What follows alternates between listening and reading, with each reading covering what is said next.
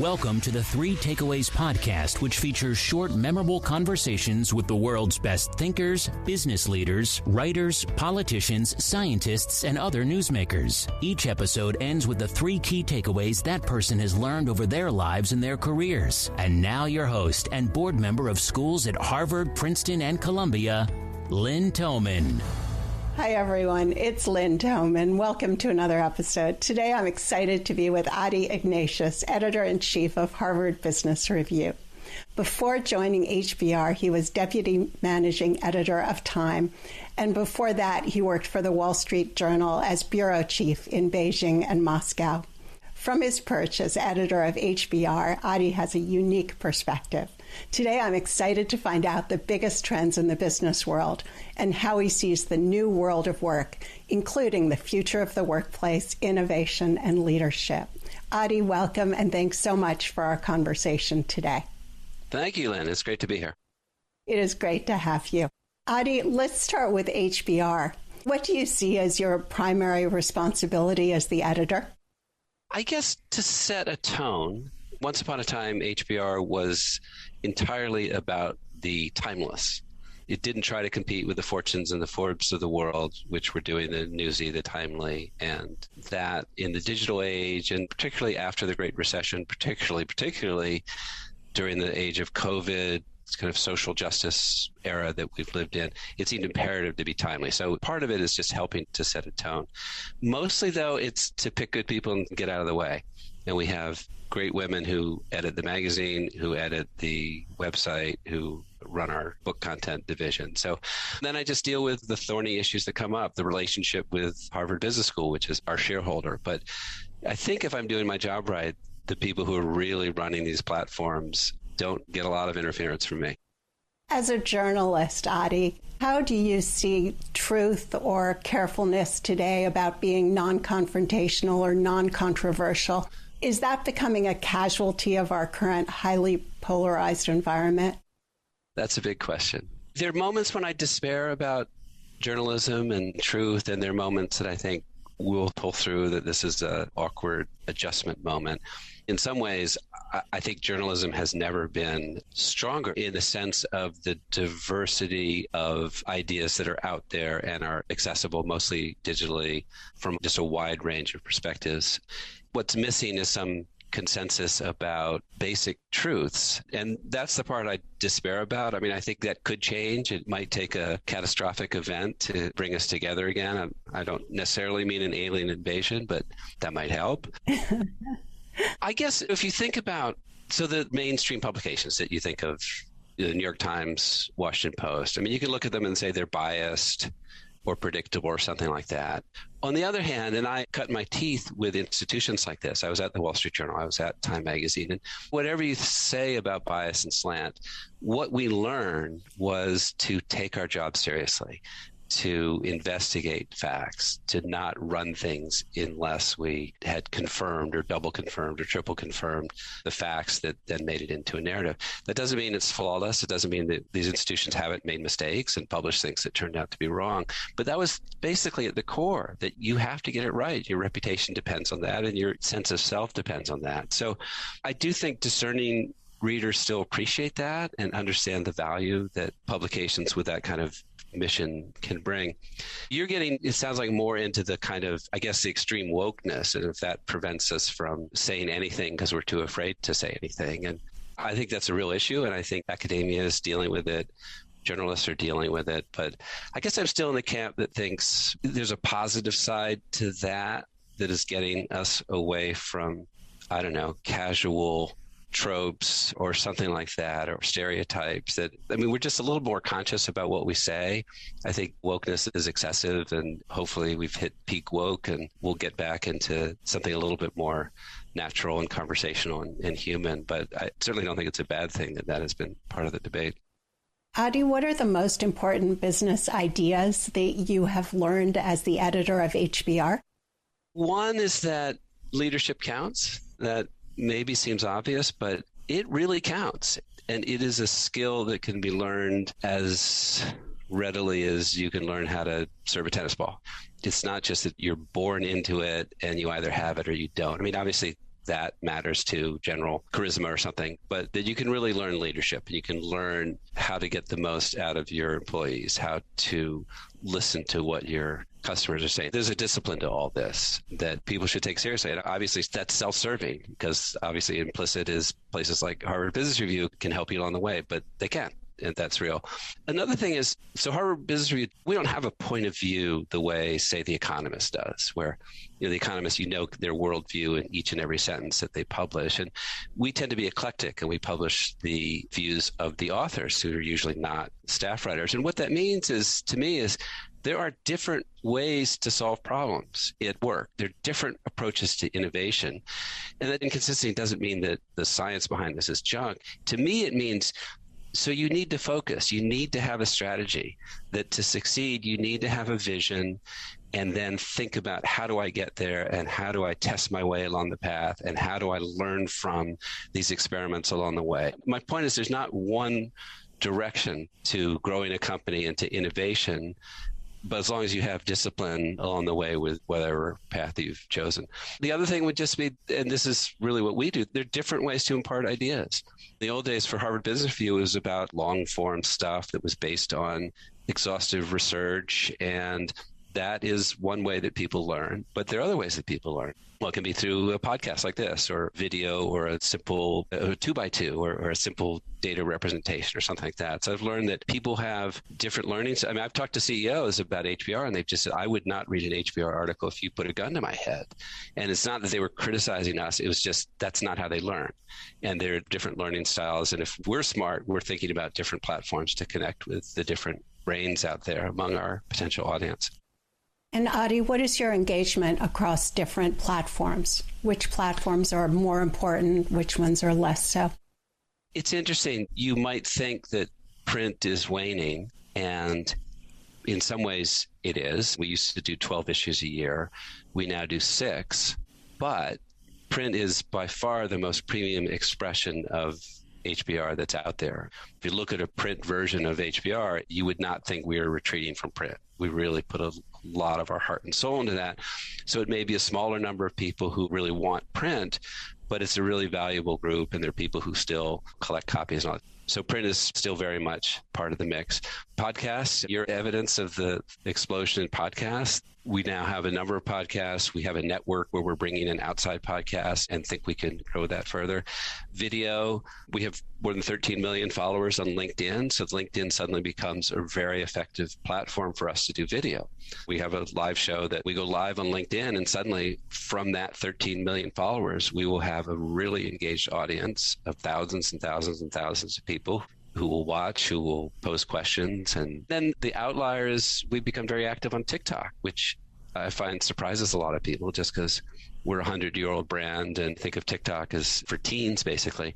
But we have a sub-brand called Ascend, which is for people who are new to the job market, who are just dealing with work challenges for the first time. So we're not taking HBR content and adapting it. We're really creating new content by people in their 20s, for people in their 20s who are just at that stage of their career and are interested and will engage with that platform.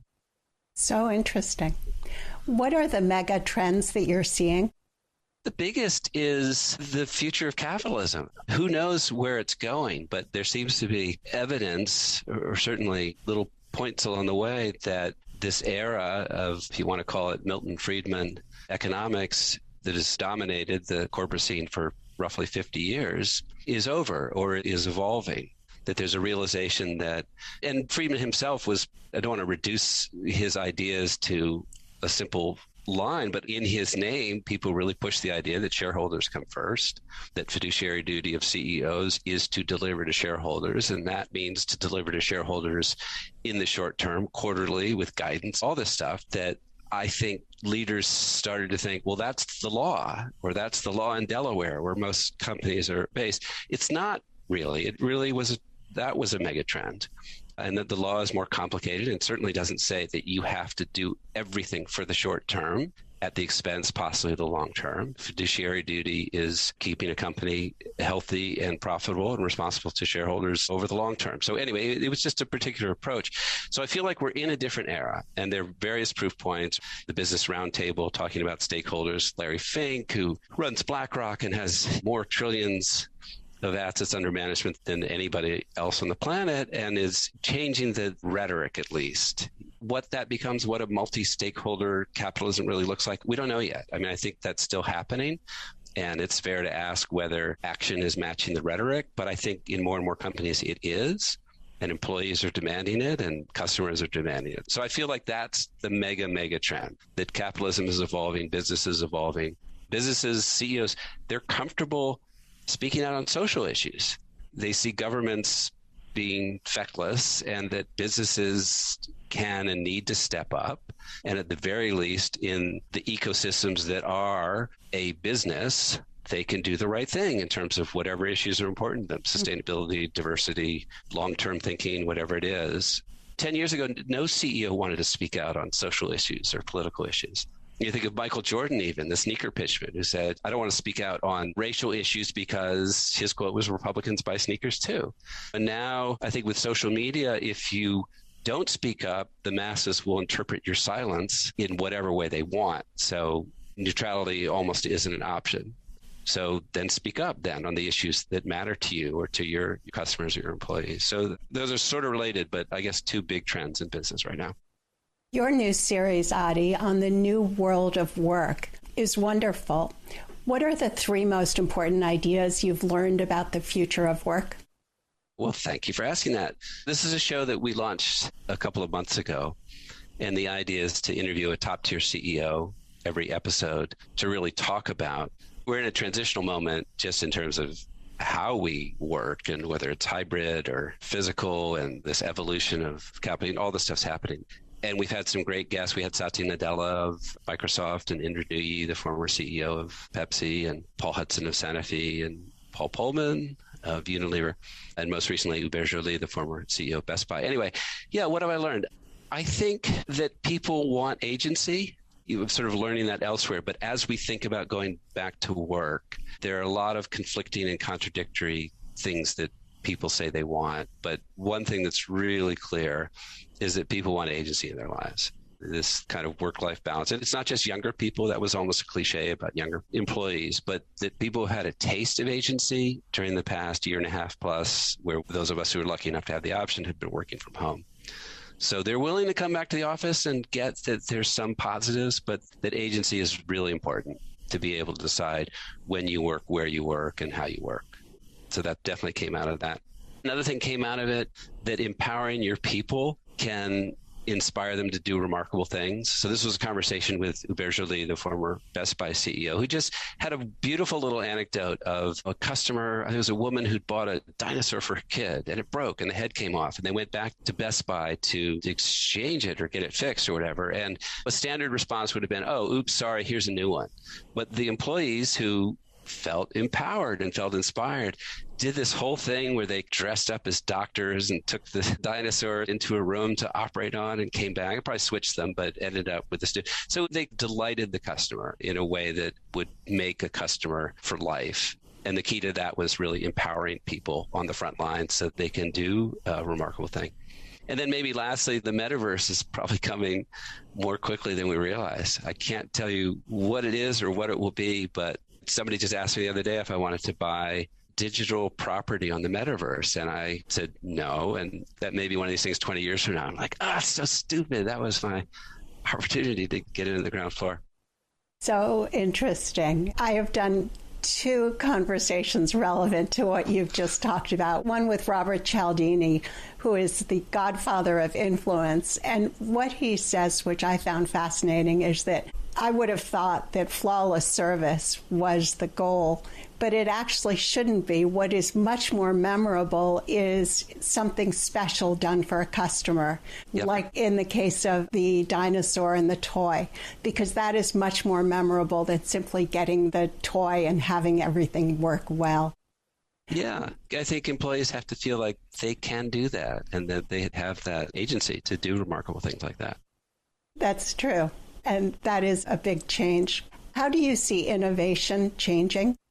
So I'll go back to the LinkedIn Live show and to the interview I did with Satya Nadella again. I've asked him and I've asked others, what is the key to innovation? Because it's something HBR readers always want to know, how to innovate, how to create a culture where you perpetually innovate. How do you innovate in a way that prevents someone else from disrupting your very business model? And I thought his answer was great. He says the key to innovation is empathy, that it's really when you're inventing something, you're trying to connect with human wants and desires and create the thing that is desired but doesn't exist yet. So that to figure that out, more than data or more than it's empathy and being able to put yourself in other people's shoes and really think about human needs. So I just love that answer. It was a surprise, and it got a lot of response when we got people commenting. People just love that because it sounds good, it sounds warm, but it's actually really profound.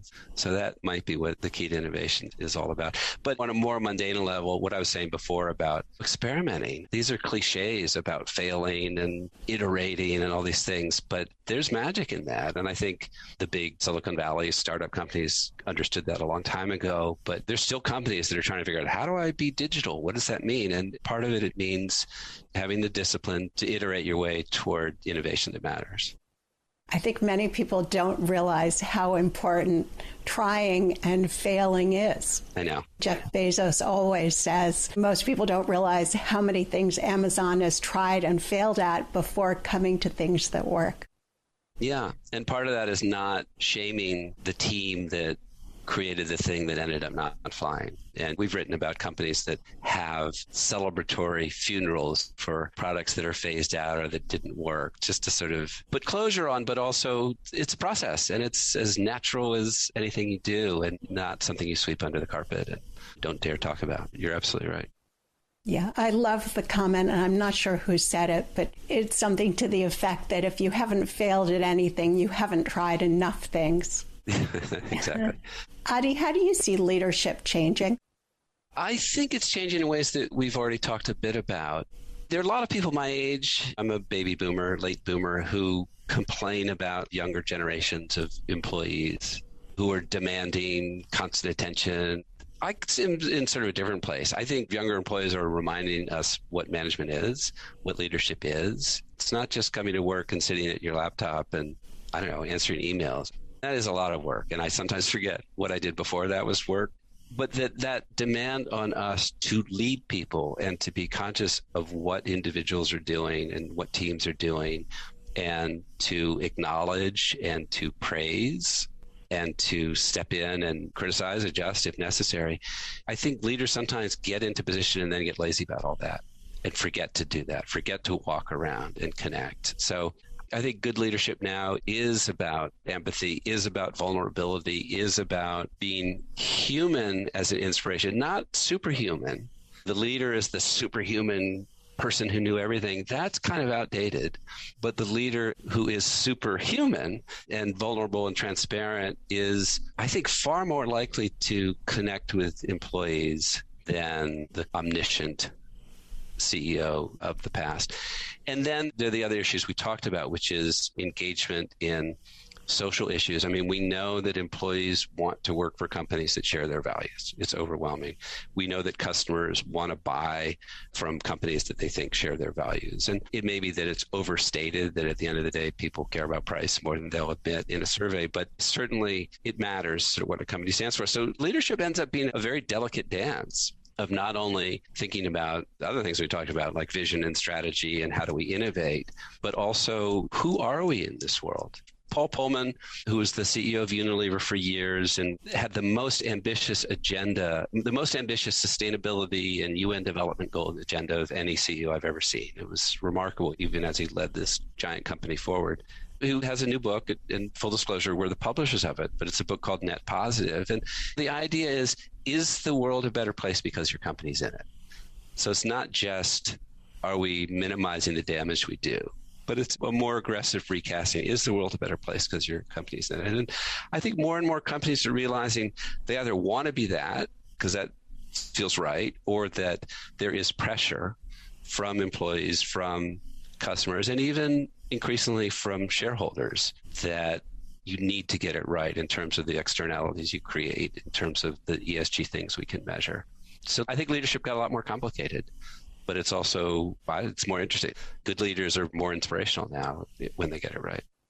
I also had a conversation with Paul Pullman on his idea of companies being net positive. I first heard about him when he was leading Unilever in a very different way from other companies. So you're right. He's been an absolute leader in thinking about the company, the broader footprint of the company on everybody, on its employees, on its customers, on its shareholders, on the planet, and making sure that the company is what he calls net positive.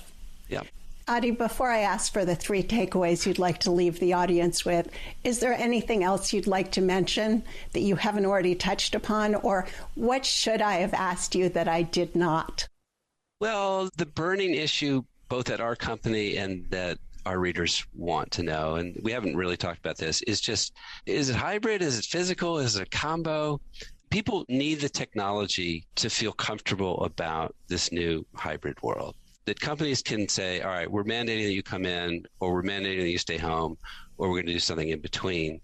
But whatever you decide, you need technology that makes it work. And a lot of people have this experience now where you got some people in the office around a conference table and some people at home. And it's all flipped. So the technology is sort of better for the people at home because Zoom is actually very intimate. We talk about Zoom fatigue and say physical's better. And okay, physical's better, but Zoom is a very intimate technology and you can communicate very well one-on-one or with small teams. Now, some of the people are around a conference room, you can't really see them, and other people. We haven't solved that. There are solutions, but we haven't adopted that. I think this is a really interesting time where a whole lot of companies are experimenting. I hope they'll share the results of their experiments and the innovations they come up with in HBR and other places, because we can't just say, oh, we need to experiment and someday we'll figure it out. People want to know what's working quickly. And obviously, as we record this, there's another potentially dangerous variant of COVID-19 that could change things. But we are coming to a place where or someday this will end and we'll still have the same questions about hybrid and how do we do it. That is not going to go away. So that's the only other thing I would mention, that it's a call for people to come up with and share solutions because everyone else out there is hungry to figure out how to do this right. Adi, what are the 3 key takeaways you'd like to leave the audience with? Okay, this is a fun exercise. So number 1 takeaway, these are just personal philosophical things, I guess, is 1, act like it matters pretty much in everything you do. Jack Welch had a formulation like that, whatever you think of Jack Welch, but he could be very inspiring. And the way he put it was whatever division you're in, maybe it's not your dream job, but it's where you are. Like, make it the coolest place, make it the place to be while you're there. Otherwise, what are you doing? So I would say whatever you're in, I don't know, you're playing tennis, whatever, just act like it matters. I don't mean be hyper competitive, but just act like it matters. And certainly at work. Okay. Number 2, and this I thought about the other day. My father just turned 101.